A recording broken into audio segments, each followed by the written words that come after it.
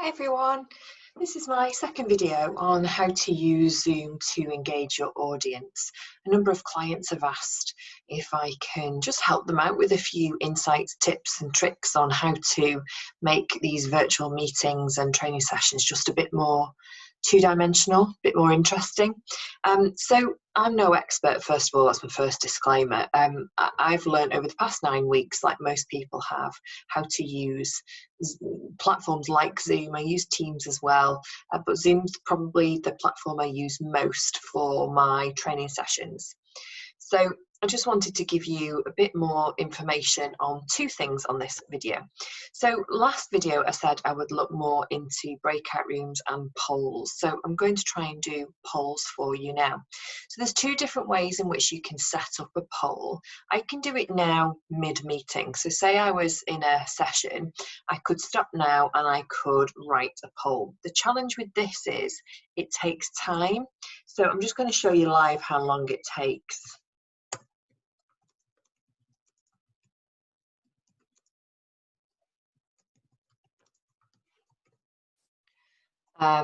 So I've just written my first question.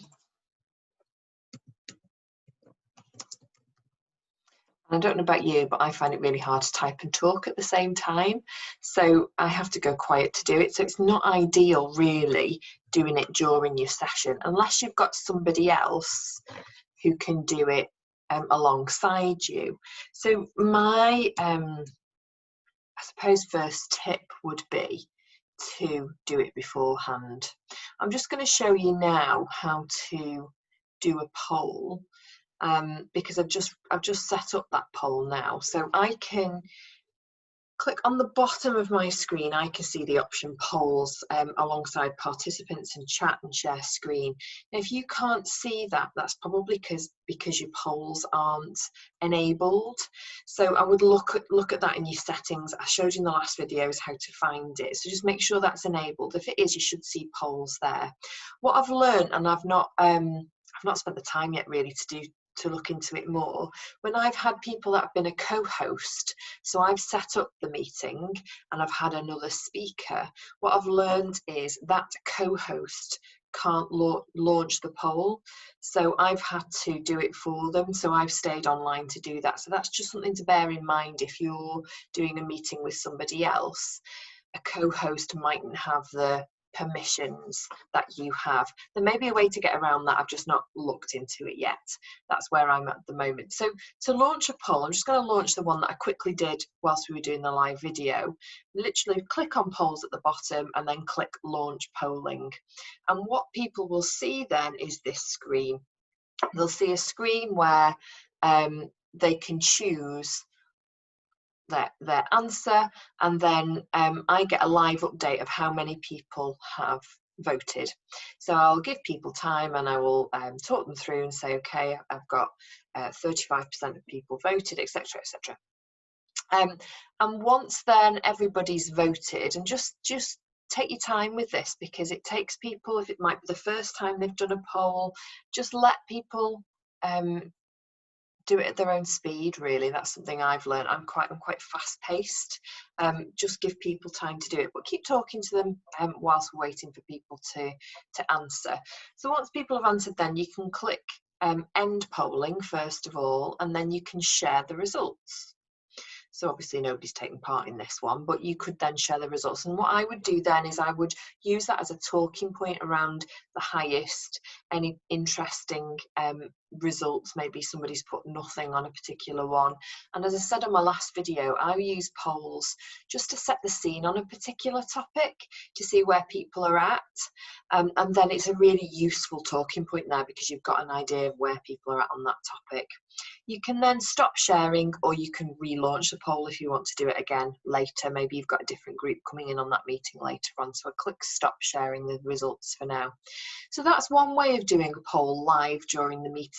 The best way for me though would be beforehand. So I'm just going to share my screen with you now so you can see how I would go about doing that. So if I wanted to schedule a new meeting,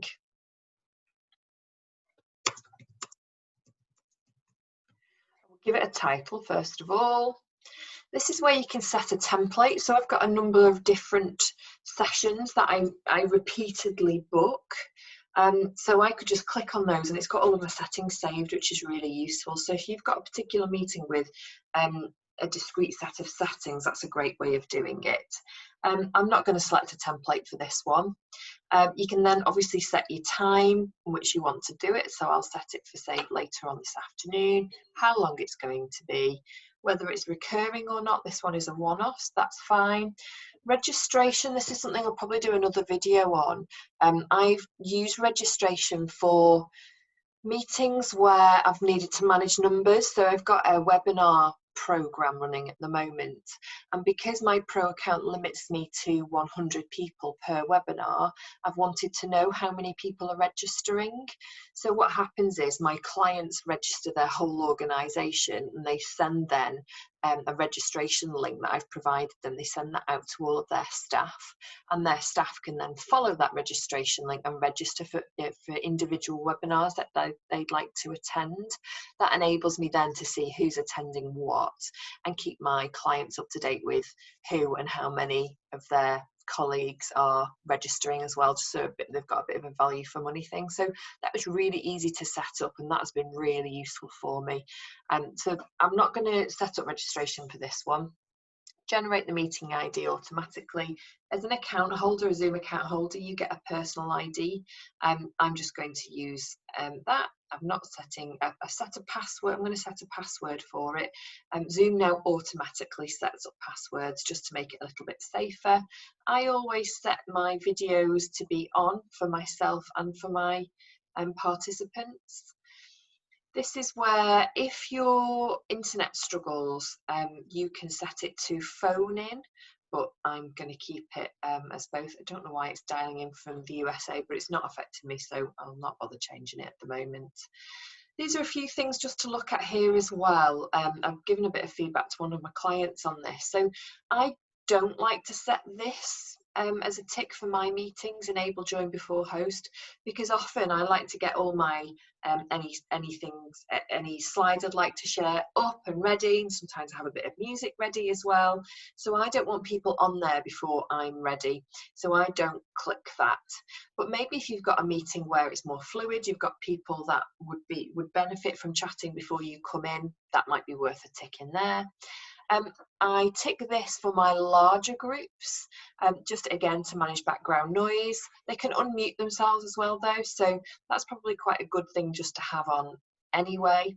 Waiting room is where, when people come into the meeting, they go into a virtual waiting room and it'll tell them that they're in your meeting and to wait for you to accept them. That's quite a useful thing, so you can manage who's coming in. It's an extra security level, I suppose, but the downside to it is if you've got lots of people coming in and you're in your flow of chatting, it can be really difficult to keep going back into. It's simply just a click to let people in, but I do find it stops my flow a little bit, so just think about whether you need that or not. You can pre-assign breakout rooms here. I'll show you how to do that properly on the breakout video.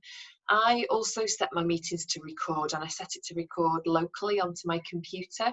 I used to do it all into the cloud, not realizing that you have a limit as to how much storage you've got in the cloud. You can pay to have more, but I've not bothered. I'm just now saving everything to my computer. So that's better. And then also you can add in hosts as well. So I mentioned before, sometimes when you've got additional speakers, you just need to put their email that they have a Zoom account linked to there. So I'm going to save that because I'm here to show you how to do polls. So I'll show you now. If you scroll down to your meeting, you can see here I haven't created any polls. So this is where you'll be doing this in advance. So you simply add in your title. Got a brain block then, your title. So you can click whether to do it anonymous or not. That might encourage people. It depends on the question you're asking, but a few of mine I've put to be anonymous. So this question I'm going to leave. Actually, no, I will put it anonymous, because this kind of poll is about how we're feeling in the response to this pandemic. So I'm going to write a question here.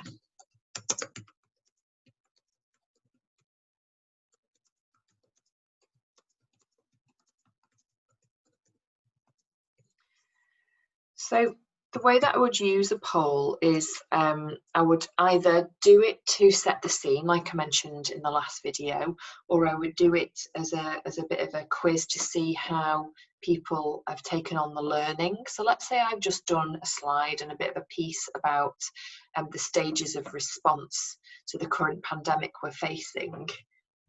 I would then put some choices here.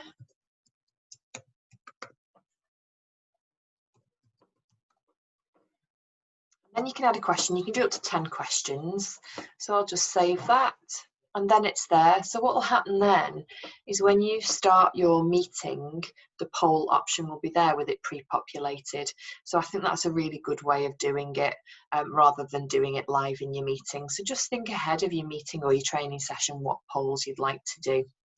So you can then go back to your list of meetings and you'll find sorry, gone to the wrong place. You'll find there your meeting. You can click back in it if you want to, and you can also edit that poll if you think of more questions you'd like to add or if you'd like to change your question at all.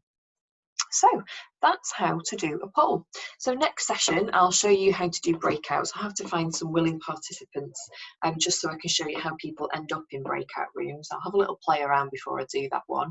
But hopefully now you're a bit clearer on how to use chat and whiteboard from the last meeting, and now also how to use polls to engage your audience a little bit more. Thanks very much for watching and have a great day.